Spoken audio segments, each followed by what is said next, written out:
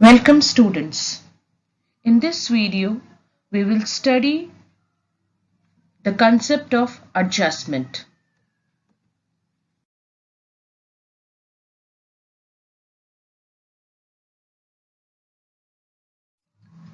Adjustment, जिसका हिंदी अर्थ होता है समायोजन. The meaning of adjustment is to fit or to make suitable adaptation to the changing environment. When we make an adjustment between two things, we adapt or modify one or both of them to correspond to each other. Adjustment is defined as a process wherein one builds variations in the behavior to achieve harmony with oneself with environment. Adjustment has been analyzed as an achievement as well as a process in psychology. समायोजन बहुत ही सामान्य रूप से प्रयोग में किए जाने वाला शब्द है और इसका अर्थ होता है कि अपने आप को विभिन्न परिस्थितियों में समायोजित करना, एडजस्ट करना.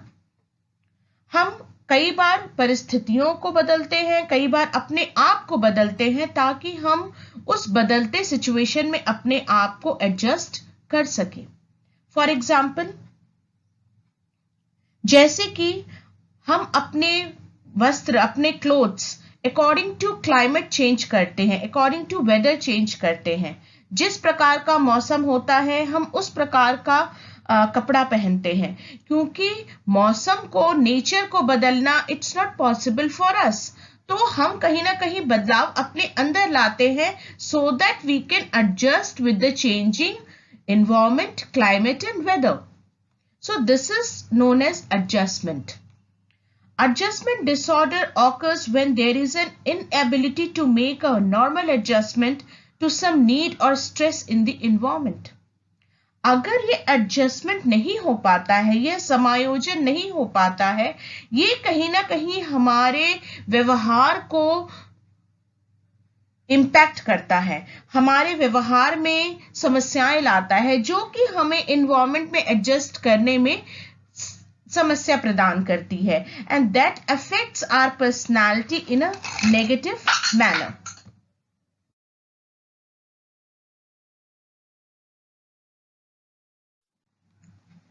The definitions of adjustment. Various educationists and psychologists have given different definitions. Few of them we will discuss here.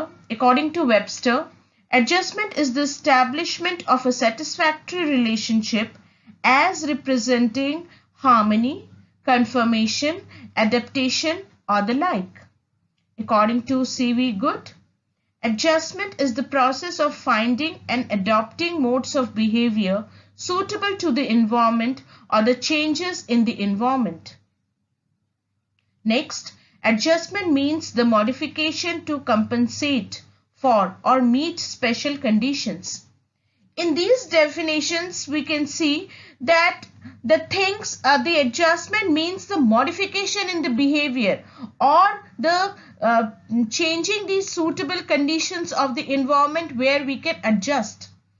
It is the act of making a change so that we can adjust in the different situation. अपने आप को विभिन्न परिस्थितियों में, विभिन्न वातावरण में किस प्रकार से समायोजित किया जाए, एडजस्टमेंट इसी को कहते हैं.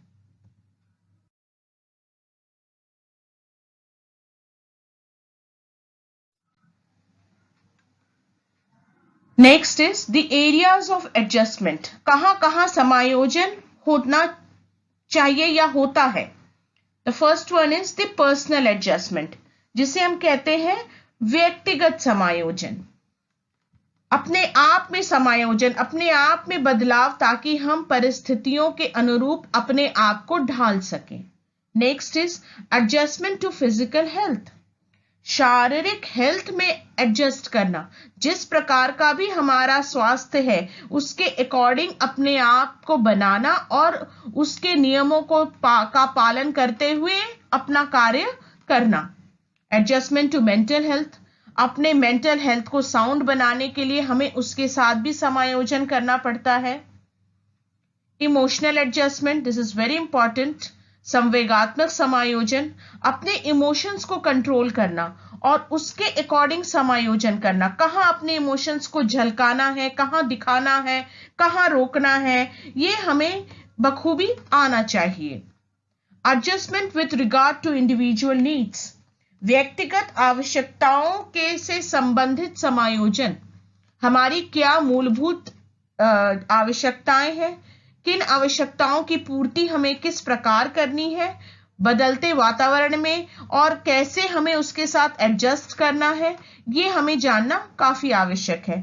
सोशल एडजस्टमेंट, सामाजिक समायोजन, जैसा कि हम सभी जानते हैं मनुष्य एक सामाजिक प्राणी है, तो समाज में उसको किस प्रकार से एडजस्ट करना है लोगों के बीच, क्योंकि समाज में हर प्रकार के लोग मिलेंगे, उन सबों के बीच अपने आप को समायोजित करना, that is social adjustment. Adjustment with family, adjustment at home, at school, with friends and relatives. Adjustment केवल अपने आप के लिए नहीं होता, बल्कि एडजस्टमेंट दूसरों के साथ भी करना अति आवश्यक होता है। तभी हम विभिन्न परिस्थितियों में और विभिन्न लोगों के साथ एडजस्ट कर पाएंगे, जिसके अंतर्गत परिवार, घर, स्कूल, दोस्त, रिश्तेदार, ये सब आते हैं। Adjustment with neighbours and community, we live in a society where we have neighbors, we have community members, we have other rules and regulations of community, the society. How we will adjust with those rules, with following those rules, that is important. और ये जितनी भी areas दिए गए हैं, ये कहीं ना कहीं हमारे व्यवहार को बनाते हैं, हमारे पर्सनालिटी को बनाते हैं। अगर इन एरियाज में एडजस्टमेंट ना हो तो वो मैल एडजस्टमेंट कहलाता है और वो कहीं ना कहीं हमारे व्यवहार में झलकता है और उसका परिणाम होता है इम्बैलेंस डेवलपमेंट ऑफ पर्सनालिटी। अगर बैलेंस डेवलपमेंट चाहिए तो हमें अपने आप को इन सभी क्षेत्रों में समायोजित करना अति आवश्यक होता है।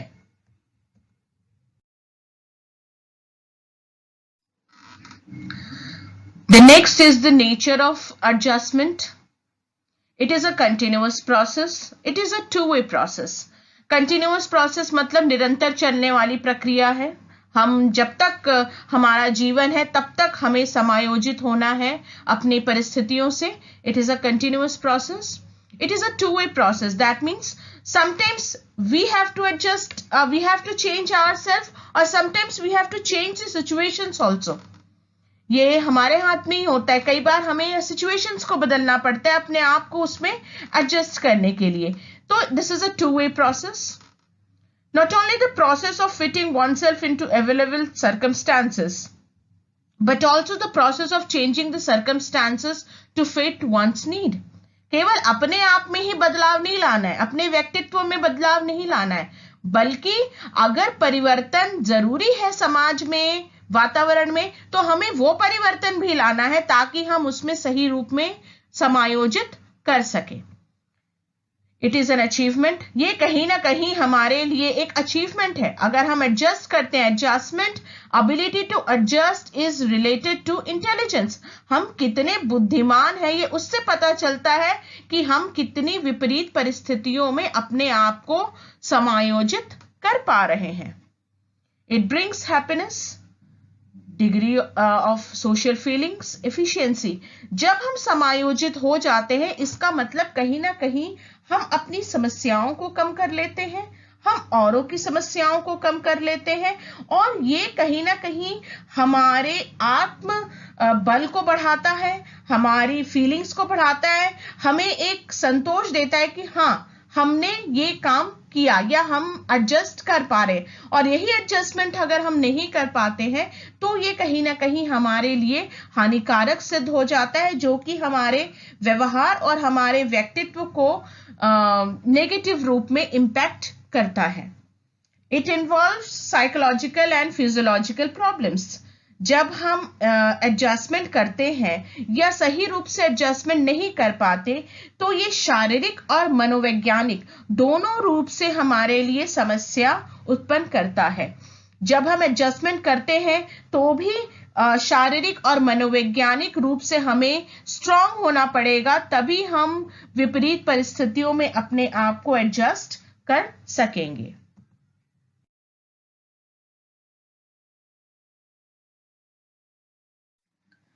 Now coming to the methods of adjustment.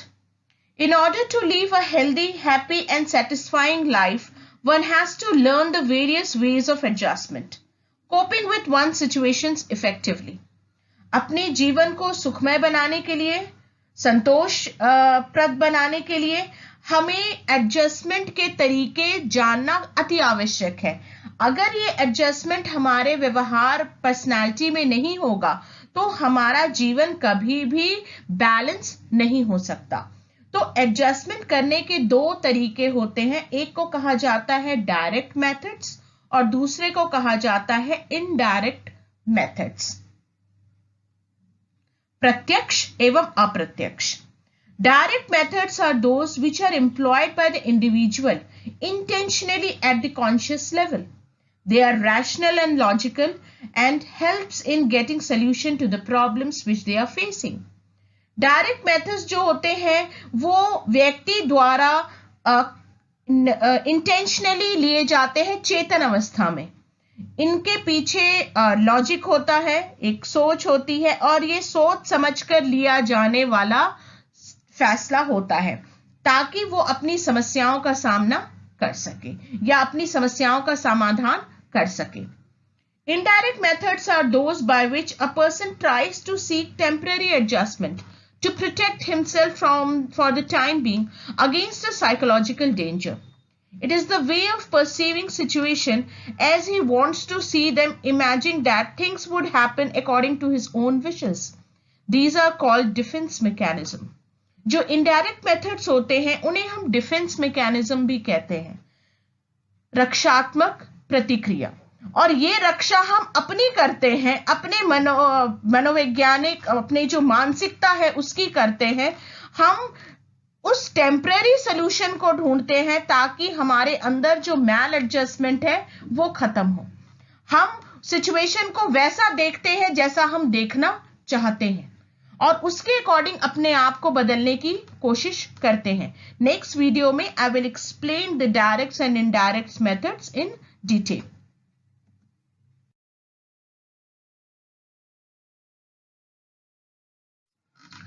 Coming to the direct methods for adjustment, the first one is increasing trials and improving efforts. परीक्षणों में वृद्धि और प्रयासों में सुधार। बार बार एक ही चीज को करना और करते करते फिर सीखना और उसमें फिर इंप्रूवमेंट लाना अपने आप में, that is direct methods for adjustment. कैसे हम अपने आप को सिचुएशन में एडजस्ट करें, बार बार उस चीज को करना और फिर गलतियों से सीखना, फिर उसमें सुधार लाना। So this is increasing trials and improving efforts. The next is adopting compromising means. कई बार हम अपने सिचुएशन के साथ समझौता कर लेते हैं, हमें लगता है चलो जैसा है उसी के साथ हमें जीना पड़ेगा। तो ये जो हमारी मानसिकता है, ये जो सोच है, हम उसको पॉजिटिवली लेकर के उसके साथ एडजस्ट करने लगते हैं। That is adopting compromising means we compromise ourselves with the environment और the situation. Next is withdrawal और सबमिसिवनेस। कई बार क्या होता है कि we escape from the situation, हम प्रयास नहीं करते उस सिचुएशन को फेस करने का, बल्कि हम उस जगह से भाग जाते हैं, हम उस सिचुएशन से अलग हट जाते हैं ताकि हमें उसको फेस ना करना पड़े। कहीं ना कहीं ये एक नेगेटिव तरीका है कि हमें उस चीज को फेस करना चाहिए, न कि वहां से भाग खड़े होना चाहिए। लेकिन हम कई बार इतने ज्यादा फ्रस्ट्रेटेड हो जाते हैं या हम एडजस्ट नहीं कर पाते कि हमें उस जगह से निकल जाना जरूरी लगता है, अन्यथा ये हमारी पर्सनालिटी और बिहेवियर को नेगेटिवली इंपैक्ट करेगा। making proper choices and decisions. This is also very important. Proper choice और डिसीजन का होना बहुत आवश्यक है. आप क्या चाहते हैं, आप क्या करेंगे, क्या नहीं करेंगे, ये these are direct methods. You have to make proper choices and decisions. आपको निर्णय लेना आना चाहिए, तभी आप एडजस्ट कर पाएंगे. अगर आप गलत जगह चॉइस आपने कुछ ले लिया, गलत निर्णय ले लिया, तो उन परिस्थितियों में समायोजन का होना कठिन हो जाता है.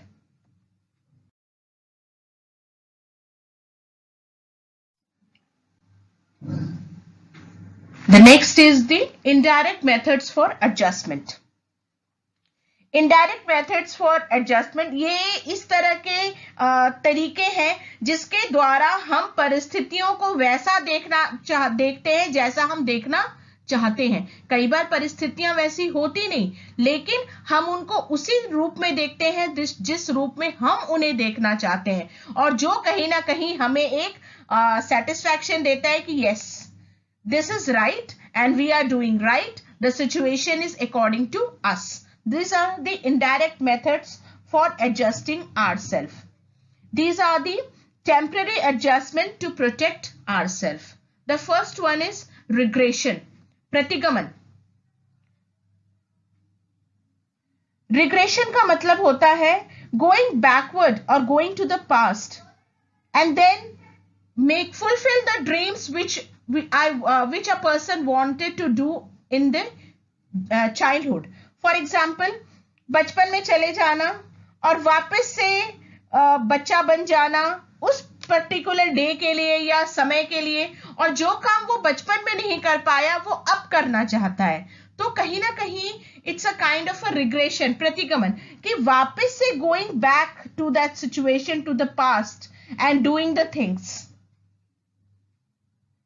कि कई बार हम ऐसा सुनते भी हैं कि काश हम बच्चे बन जाते तो हम ये काम करते, और बचपन में जाकर के बच्चों की तरह हरकतें करना और उस अवस्था को याद करना, ये भी कहीं ना कहीं हमें अंदर से खुशी देता है. This is one of the indirect method for adjustment.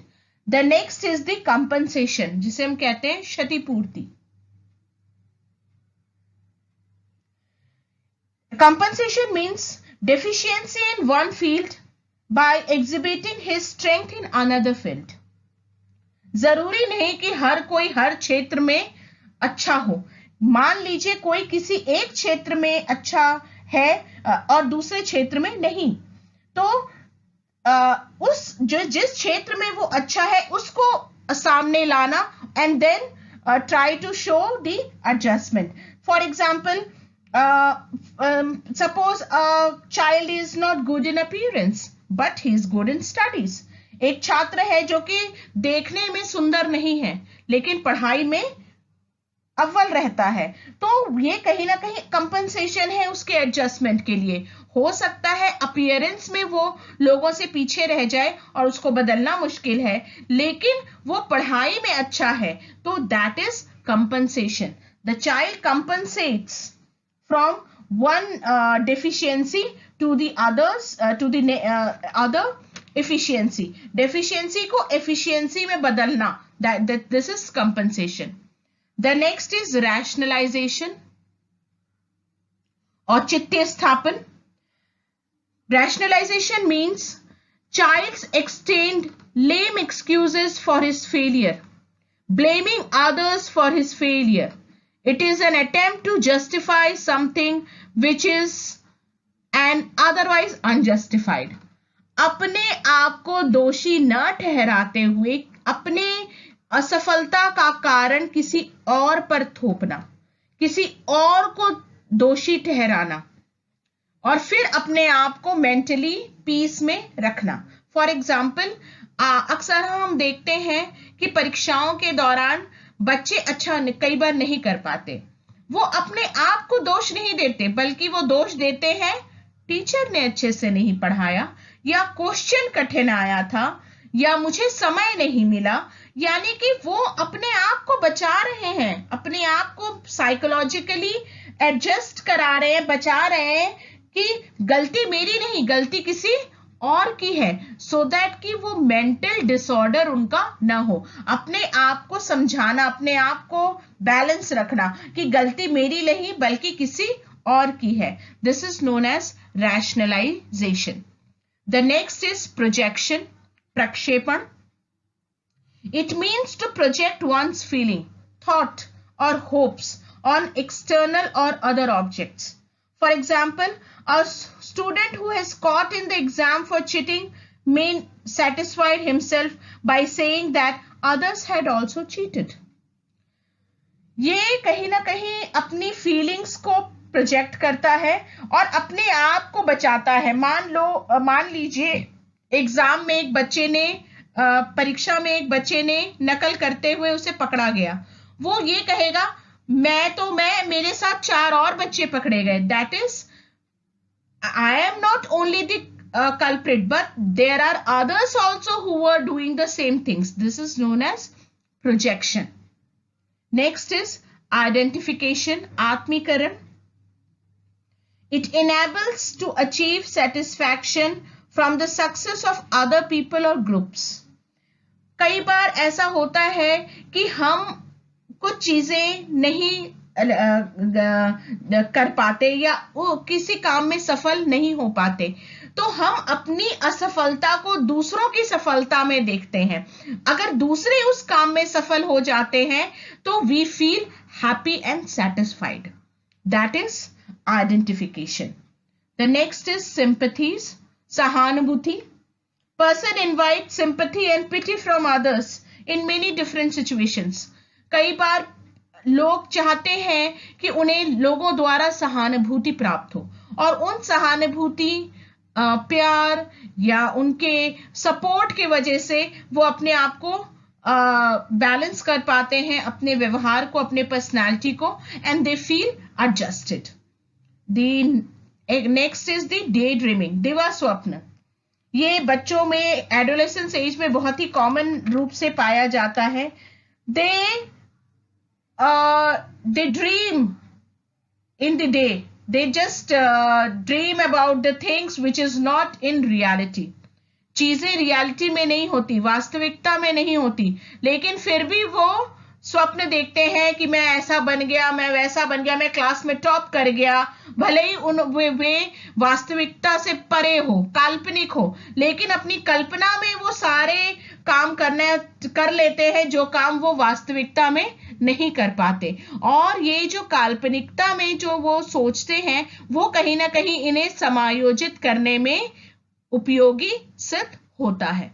So these are the indirect methods which indirectly supports the psychological disorder of the people. They are psychologically adjusted with the situation, and that gives a direct impact on their behavior and the personality, a balanced impact on their behavior and the personality.